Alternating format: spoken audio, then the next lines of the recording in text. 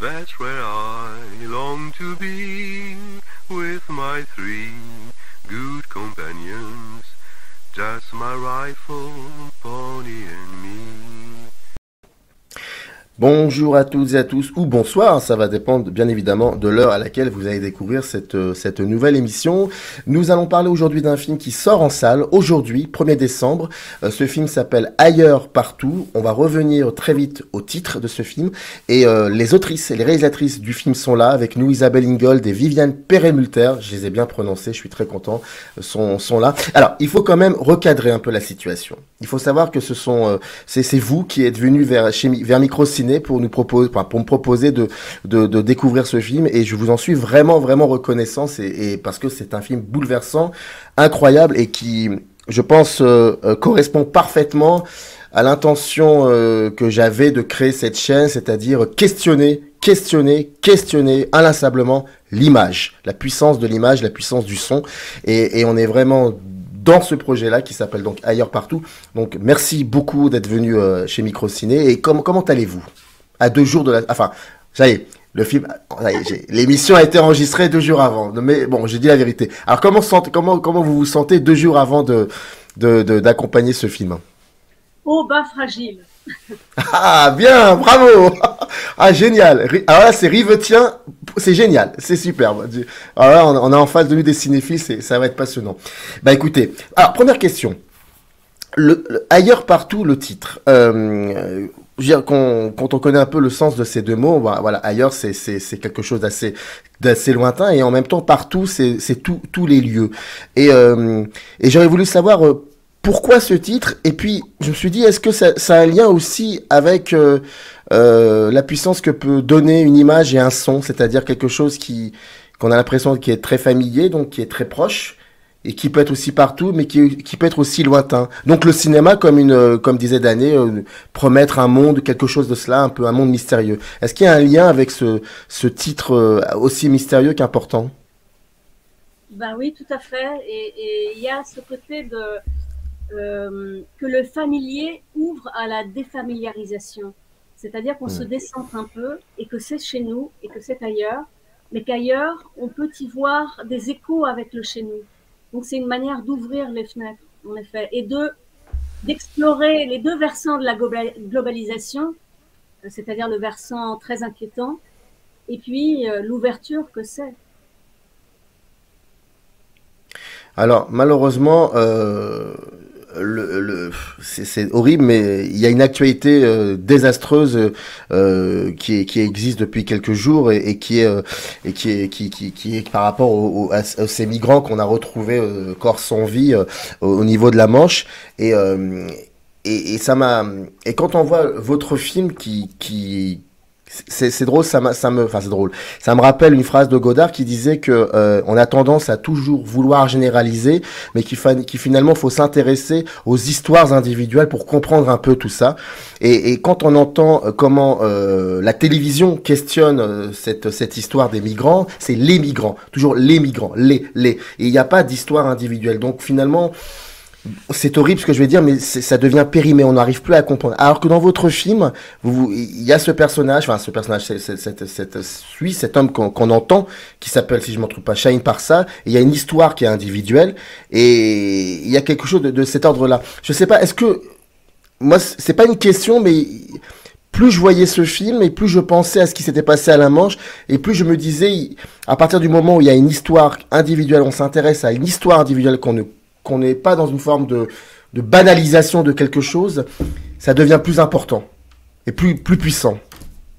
Mais je crois que le cinéma, comme l'ethnologie, nous apprend ça. C'est qu'à travers la singularité ébroue toutes les catégories qui sont justes. Hein. Les migrants, c'est juste, ça correspond à quelque chose. Mais c'est tellement massif et tellement abstrait. C'est comme quand on pêche et que les mailles du filet sont trop grosses. On n'arrive pas à attraper, à approcher la diversité qui vous convoque intimement. Et que si on accompagne une ligne individuelle, la plus singulière qui soit, c'est ce jeune homme-là et pas un autre, tout d'un coup, il peut y avoir, comment dire, une marge, une fréquence plus large où d'autres destins peuvent se reconnaître. d'autres migrants, d'autres migrantes, mais d'autres personnes, plus larges que ça. Et c'était aussi très important pour nous que ce jeune homme, que l'expérience de ce jeune homme soit restituée de l'intérieur, mais qu'elle permette aussi d'ouvrir à une réflexion sur le monde. Comment vous avez rencontré Shaheen Parsa? On l'a rencontré en Grèce, en fait. C'était la toute première fois qu'on allait en Grèce toutes les deux. On avait un projet documentaire qui finalement ne s'est pas fait. Et on avait loué une voiture et on avait un Airbnb au Pirée. Et donc, on a voulu arriver par la route qui longe la mer. Et à un moment donné, on a vu un bâtiment, pour nous, qui nous a paru immense, avec plein de gens qui étaient... c'était un peu comme un bateau avec plein de gens sur le pont. Et un peu plus loin, on a vu qu'il y avait des panneaux qui indiquaient vol intérieur, vol internationaux et des tentes.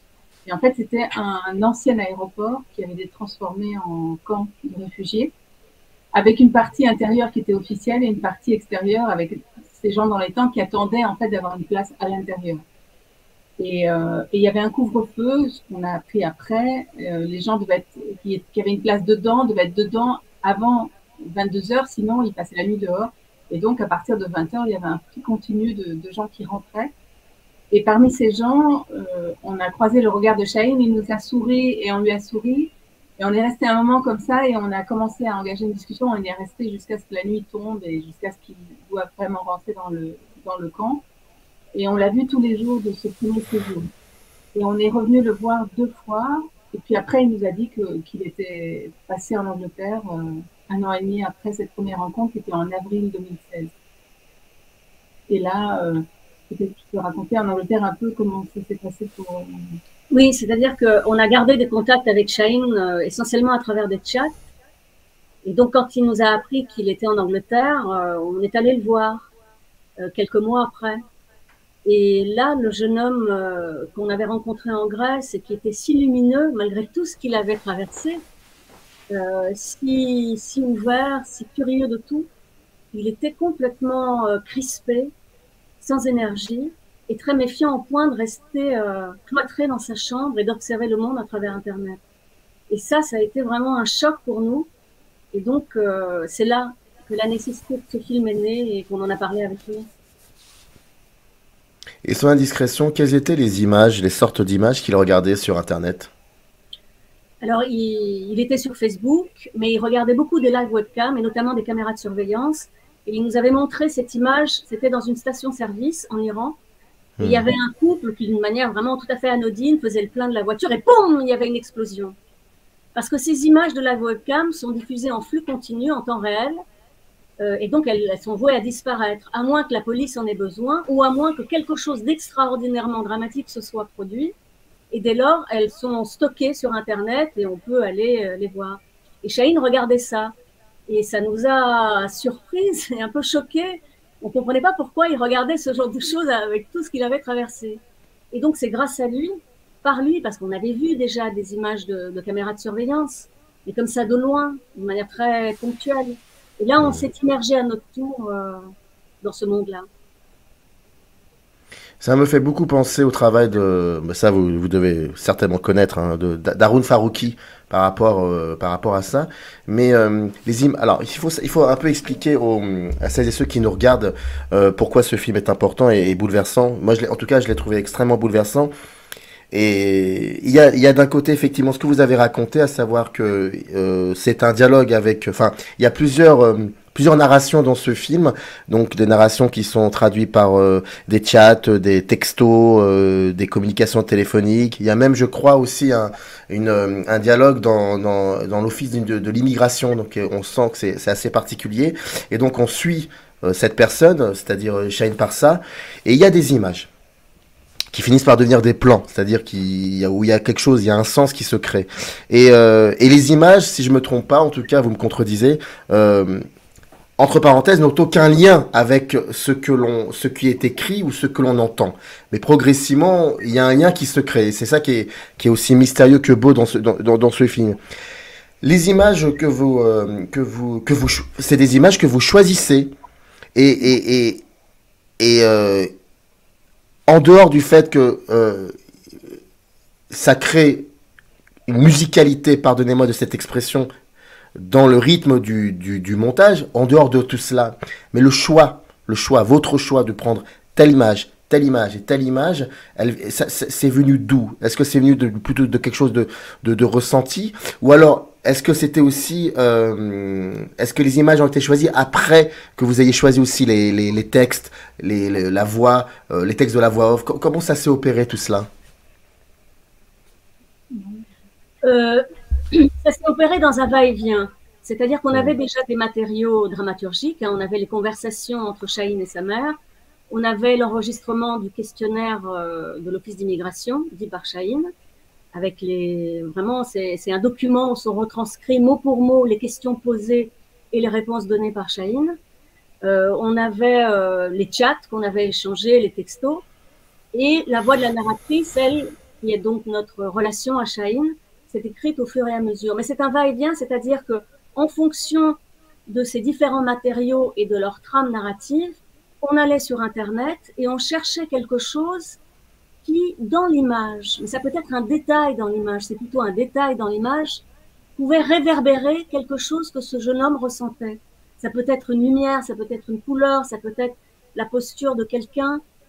Et inversement, on allait sur Internet et on trouvait quelque chose qu'on ne cherchait pas et qui rebondissait sur le montage et nous donnait une idée de choisir tel extrait de la conversation, par exemple, entre Chahine et sa mère, et de créer une nouvelle séquence et qui faisait bifurquer le montage. Donc, c'était toujours un va-et-vient. Mais en amont, disons qu'il y avait un choix très clair pour Isabelle et moi, c'est que nous n'allions pas enregistrer, puis on enregistrait en temps réel. Hein. Donc, la plupart du temps, on ne savait pas ce qui allait se produire. Mais on s'était dit qu'on exclurait de notre enregistrement tout ce qui était sensationnel ou extraordinairement dramatique. Donc, pas de tremblement de terre, pas d'accident de voiture, pas de violence quelle qu'elle soit, mais de nous attacher à l'infinie vibration du quotidien. Mais que ce soit la configuration d'un lieu et comment avec ces caméras, alors, les lieux sont... On les reconnaît, mais pas tout à fait, parce que la surexposition, la sous-exposition, des couleurs en aplat ou qui bavent, des mouvements de caméra assez étranges parce qu'ils sont mécaniques, ils sont programmés, il n'y a personne derrière. Tout ça faisait qu'on pouvait à la fois regarder le monde autrement. Et après, voilà, parfois, par exemple, on tombait sur une image et on ne savait pas ce qui nous retenait. Quelque chose nous retenait. On ne savait pas quel était exactement le rapport avec l'histoire de Chahine, mais on sentait qu'il y en avait un. Et donc, on l'enregistrait, on la mettait de côté. Et puis tout d'un coup, au fur et à mesure du montage, on se disait, mais c'était ça. Par exemple, il y a un moment, on avait filmé, c'était une usine au Mexique, mais c'était la nuit. Et souvent, la nuit, ces caméras, le capteur n'étant pas assez sensible, les couleurs s'éteignent et ça devient du noir et blanc, et souvent assez granuleux. Et c'était une caméra fixe, c'était pas des images animées, mais elle quadrillait tout le pourtour de cette usine, qui était assez grande. Et je me souviens, ça c'est moi qui l'ai enregistré, et je sentais qu'il y avait un rapport, et j'étais bouleversée, je suis restée vraiment très très longtemps, je crois même 40 minutes devant cet enregistrement. Il y avait généralement personne, c'était désert, mais il y avait le feu d'une cheminée à un moment, il y avait une mobilette et 2 hommes qui passaient furtivement. Et je sentais, et puis c'est vraiment à un moment du montage où on s'est dit, mais quand Chahine commence à avoir cette déception et qu'après est arrivé à Londres, il est transporté dans une autre petite ville et qu'il a ce sentiment d'être encerclé, qu'on s'est dit, tiens, c'est cette image-là qu'il faudrait. Vous voyez, c'est une chose comme ça mouvante. Et on a eu l'impression aussi de faire des repérages, même si c'est pas nous qui tenions la caméra, parce que les caméras sont fixes, enfin fixes dans le sens où elles ont un endroit fixe et après elles ont parfois des mouvements, elles sont programmées. Mais on a eu le sentiment de parfois avoir repéré une caméra et de se dire, bon, mais la lumière là, c'est trop, il y a trop de lumière, il faut avoir peut-être la nuit, ou au contraire, une caméra, par exemple, qu'on avait vue en Iran la nuit, où on avait vu en pleine nuit, c'était une sorte de croisement dans la campagne et visiblement près d'un endroit où il y avait des fêtes parce qu'on avait vu des gens super bien habillés traverser le champ la nuit notamment une femme avec tous ses enfants qui traversait le champ comme ça et qui visiblement allait à un mariage, quelque chose comme ça. Et on l'avait repérée, on s'était donné l'adresse et Viviane y retourne le matin et tout d'un coup elle arrive et il y a un berger qui passe avec ses chèvres et ses moutons. Et finalement, c'est cette image qui est restée dans le film. Mais c'était des choses qu'on a repérées, on y est revenu. Par exemple, il y avait une scène à un moment donné après le camp où il y a de la neige. Et donc ça, c'est filmé en Sibérie. Et puis, on avait commencé le montage et on avait besoin d'avoir davantage de neige pour compléter ou faire un peu autrement le montage. Et on est retourné, la saison était passée, donc il n'y avait plus de neige. Donc c'était vraiment, on était dans les mêmes aléas d'un tournage où il fait beau, il fait moche, c'est la nuit, ou c'est du mauvais temps. Voilà, on a eu le sentiment, nous, de tourner, en fait, étrangement. Et pour revenir sur quelque chose que vous aviez dit, Samir, c'est un film qui fonctionne, il y a une disjonction entre parler et voir, quoi, entre les images et toute l'histoire, c'est de créer des échos entre eux et qu'on ne cherchait pas à illustrer strictement le parcours géographique de Chahine, mais d'une part à en restituer plutôt le mouvement intérieur, c'est-à-dire toutes ses pensées, tous ses affects, ce qu'il sent à tel moment, au début d'être désorienté, d'être émerveillé, puis d'être déçu, d'être seul, des choses comme ça qu'on recherchait dans les images, et d'autre part, qui nous permettent, lui, de regarder le monde, un état du monde. Donc c'est ça qui nous guidait. Pour travailler dans ce genre de projet, j'imagine qu'il faut absolument ne pas être perturbé par d'autres images, par des textes. Il faut uniquement se concentrer sur ces images que vous choisissez. Ce que je veux dire par là, c'est qu'à aucun moment vous vous êtes dit allons voir autre chose peut-être qui va nous aider à avancer dans ce projet. Lisons aussi des choses. Non. Est-ce que vous vous êtes dit on retire tout ça, on épure tout ça et on reste uniquement sur nos images sur ces images de caméras de surveillance ou aussi des images touristiques plus ou moins? Oui, enfin, au début, on avait voulu intégrer dans une des versions du montage une navigation de Chahine dans Facebook ou Instagram, là où il navigue. Et on lui avait demandé, et il nous avait fait une navigation, il avait enregistré sa navigation pendant 1 heure. Et c'était assez joli de voir là où il cliquait, là où il s'attardait, là où au contraire il passait très vite. Mais on s'est dit qu'il fallait à un moment épurer davantage. Et on s'est retrouvé vraiment dans la situation de Chahine en Angleterre ou la nôtre pendant le confinement. C'est-à-dire que on ne voyait plus nos amis. Et comme on vivait rivés aussi à Internet, et en fonction des différents fuseaux horaires, on était connectés et à la fois déconnectés, décalés. Et donc on était effectivement très concentrés.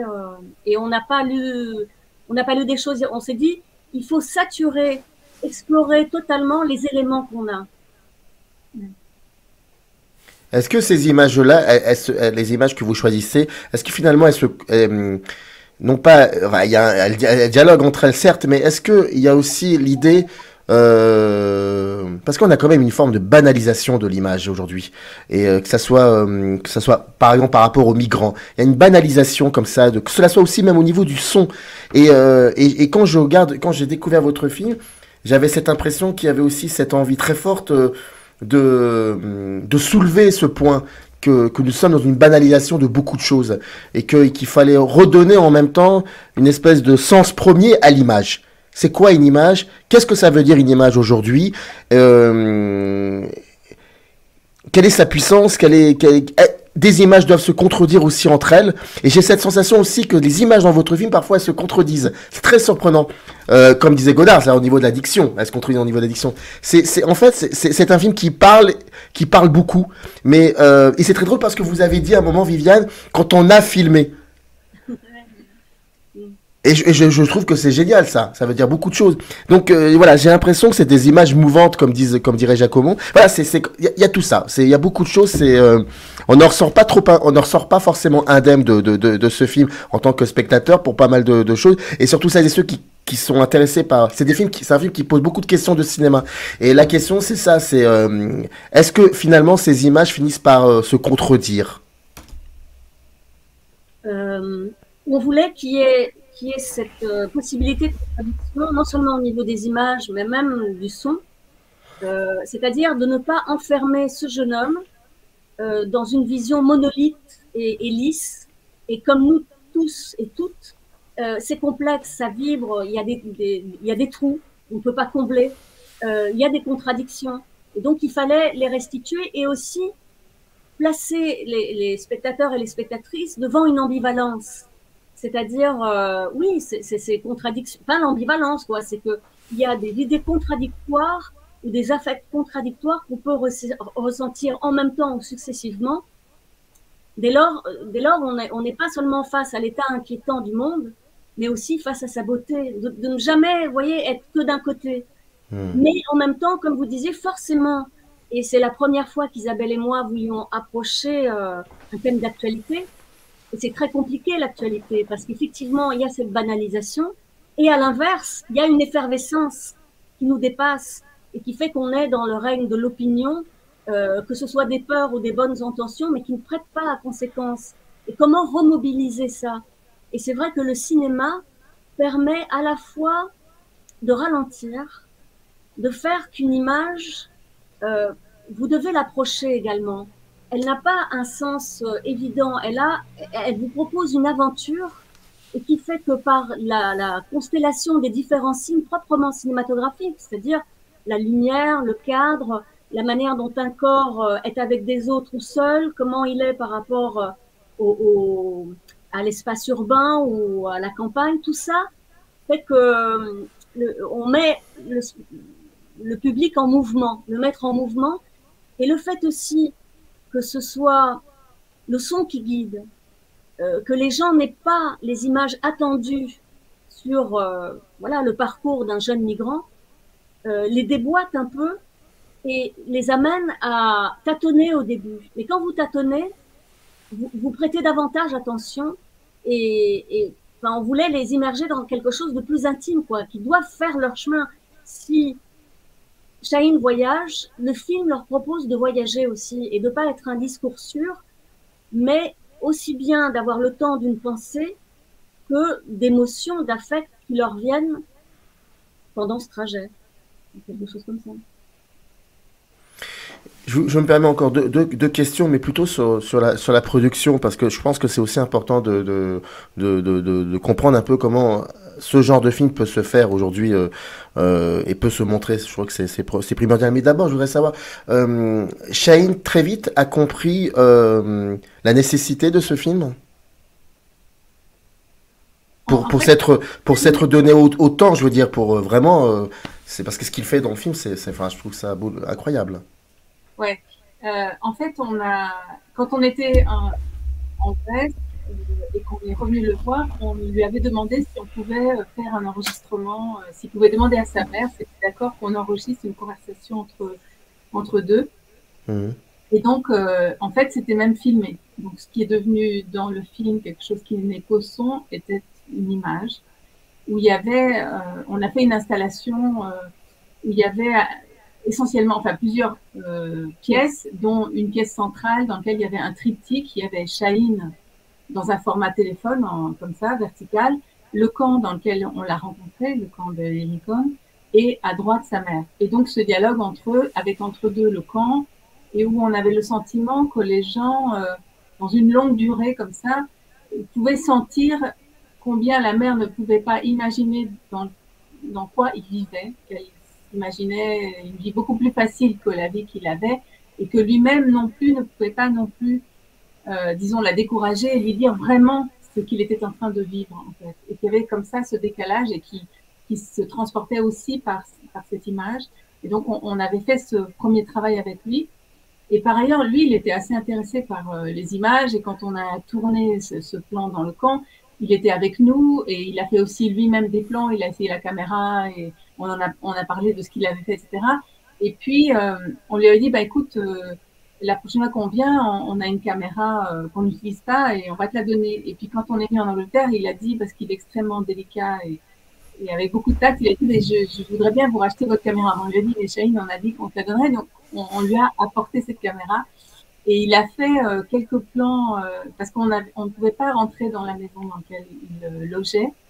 Il y avait un règlement intérieur qui interdisait, et donc il a fait des plans. Je lui ai demandé de nous montrer un peu comment c'était. C'était des plans très ackermanniens, très très beaux qu'il a fait à ce moment-là. Et on a enregistré à ce premier voyage le questionnaire. Mais nous, l'idée du film, elle est vraiment venue qu'en Angleterre. Donc, on a fait des choses avec lui avant, donc il a approché le travail qu'on faisait, mais avec une curiosité de découvrir une sorte de métier. Je me rappelle que sa mère est très jeune et donc il disait mais qu'est-ce qu'elle fait encore sur la route, ces deux femmes. Enfin, il y avait une sorte de décalage comme ça, mais de grande curiosité de sa part, à la fois du métier qu'on faisait, de comment on pouvait transmettre des émotions, renseigner, raconter des choses, mais de manière un peu différente de ce que je pense qu'il avait l'habitude de voir. Je veux dire par là que on lui avait envoyé un DVD de Kiarostami Close-Up et ça lui avait pas du tout, ça l'avait pas intéressé en fait. C'est pas le genre de cinéma qu'il a l'habitude de voir. Mais en même temps, on était des gens et dans un rapport avec lui qui faisait qu'il y avait ce lien, cette curiosité et voilà. Mais je crois qu'en Angleterre, je crois qu'il partageait une nécessité mais qui était différente. Et c'était beau dans cette différence, c'est que comme il avait la nécessité, pour lui c'était un temps tellement gâché, c'était tellement douloureux, et c'était tellement un temps où il ne faisait rien, où il attendait de faire quelque chose, d'être considéré. Je crois que c'était quelque chose qui l'extrayait un peu de cette tristesse et de ce désemparement. Et au final, au fil de la fabrication de ce film, je crois qu'il a eu ce sentiment, comme nous l'avons eu, mais voilà, dans un écart de point de vue, de pouvoir revisiter ce qui était douloureux et d'en extraire une vitalité, ou en tout cas qu'il reprenne la main, qu'il le mette à la fois à distance et qu'il reprenne la main pour ne pas être assommé par la tristesse. Parce que c'est vrai que quand on est revenu la deuxième fois en Angleterre et que donc nous, on avait fait un premier montage, donc c'était beaucoup plus précis sur le premier questionnaire qui a plus de 300 questions, c'est un très très long questionnaire.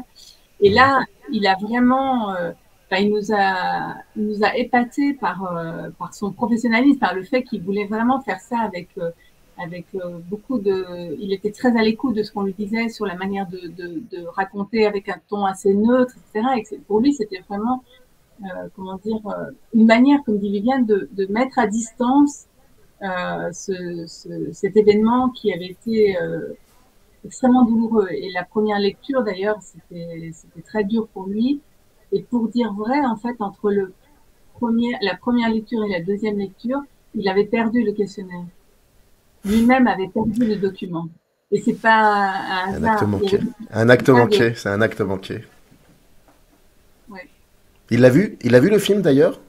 Il a vu le film. Après, comme je disais, c'est quelqu'un qui a un rapport au cinéma qui est plutôt du côté du cinéma américain avec une certaine vitesse, etc.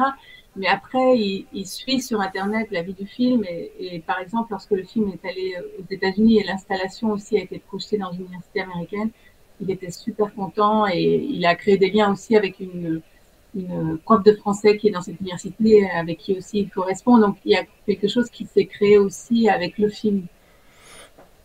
Alors, pardon, excusez-moi.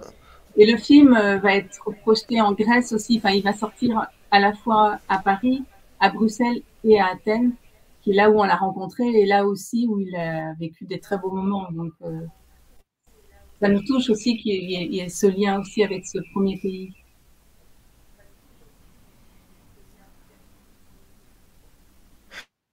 Est-ce que le film va être... une question un peu bête, hein, je l'avoue, mais c'est l'économie du cinéma. Est-ce que le film va être suffisamment vu en France comme vous avez envie qu'il soit vu? Vous savez, Samir, aujourd'hui c'est difficile. Il y a un tel embouteillage. Et quand des films comme ça ont une petite distribution, voilà, mais on espère toujours. Après, il sortira dans combien de salles, à peu près? Alors, pour l'instant, on a une salle à Paris et une salle à Toulouse. On a des gens une personne qui soutient le film en Bretagne et qui va faire le relais.